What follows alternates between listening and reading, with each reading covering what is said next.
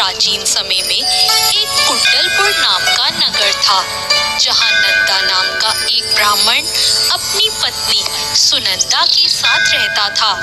ब्राह्मण दंपति धन्य धान्य से संपन्न थे, लेकिन उनके वंश को आगे चलाने के लिए उनकी कोई संतान नहीं थी। इस वजह से ब्राह्मण हनुमान जी की पूजा अर्चना के लिए जंगल की ओर प्रस्थान कर गया और वहीं ब्राह्मण की पत्नी ने घर पर ही बजरंगबली की पूजा अर्चना करना शुरू कर दिया।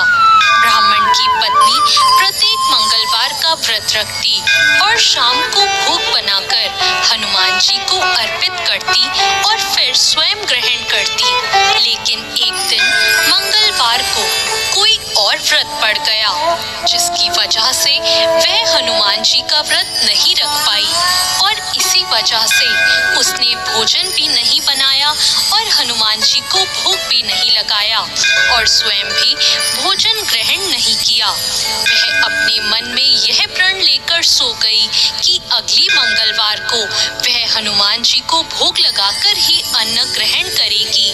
ब्राह्मण की पत्नी 6 दिनों तक भूखी प्यासी पड़ी रही। मंगलवार के दिन वह मूर्छित हो गई। तब बजरंगबली ने उसकी श्रद्धा और निष्ठा को देखते हुए उससे प्रसन्न होकर उसे दर्शन दिए और कहा कि ब्राह्मणी, मैं तुमसे बहुत खुश हुआ। मैं तुमको एक सुंदर बालक देता हूँ जो तुम्हारी बहुत सेवा करेगा। सुंदर बालक देकर हनुमान जी अंतर्ध्यान हो गए। सुंदर बालक को पाकर ब्राह्मणी बहुत खुश हुई। उसने अपने बालक का नाम मंगल रखा। कुछ वक्त बाद जब ब्राह्मण वन से लौटकर आया तो उसने अपने घर में अपनी पत्नी को एक सुंदर बालक के साथ देखा। तो उसने अपनी पत्नी से पूछा कि यह बालक कौन है। पत्नी ने कहा कि मंगलवार को व्रत करने से हनुमान जी ने प्रसन्न होकर मुझे ये बालक दिया है।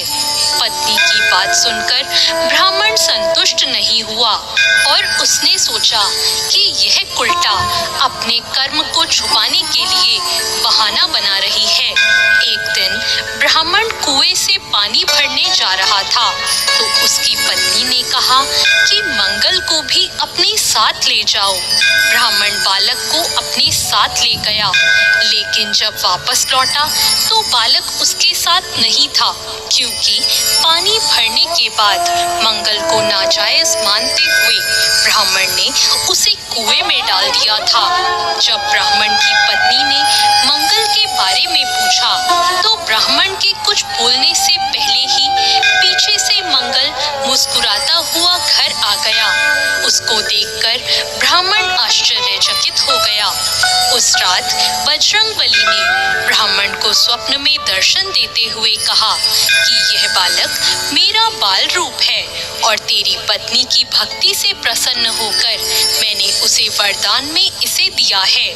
तुम अपनी पत्नी को उल्टा क्यों कहते हो? यह सुनकर ब्राह्मण बहुत खुश हो गया और ब्राह्मण दंपति सुखपूर्वक अपना जीवन व्यतीत करने लगे। जो व्यक्ति मंगलवार को व्रत कथा सुनता या पढ़ता है और नियम से व्रत रखता है, हनुमान जी की कृपा उस पर हमेशा बनी रहती है और वो सुख प्राप्त करता है।